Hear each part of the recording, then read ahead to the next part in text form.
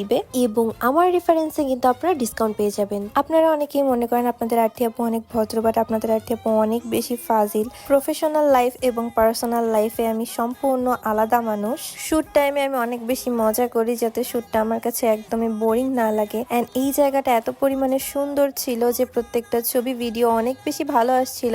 আপনারা কিন্তু friends and family মিলে এখানে ছোটখাটো পিকনিকও করতে পারেন। তবে আপনারা যারা এখানে ঘুরতে যেতে চান, আমি আপনাদেরকে বলবো আপনারা সকালে না হয় দুপুরের দিকে যাবেন এবং চেষ্টা করবেন যাতে সন্ধ্যার আগে আপনারা ওই জায়গা থেকে বের হতে পারেন। এবং আপুরা অবশ্যই সেখানে একা যাবেন না, অবশ্যই সিনিয়র কাউকে সাথে নিয়ে যাবেন। আমার আশেপাশে আমার অনেক ফিরিত করা পার্সনরা আছে যারা আর কি আমাকে পছন্দ করে না, কারণ আসলে যাদের সময় কাটে না তারাই আসলে করে সামালাল চালান না।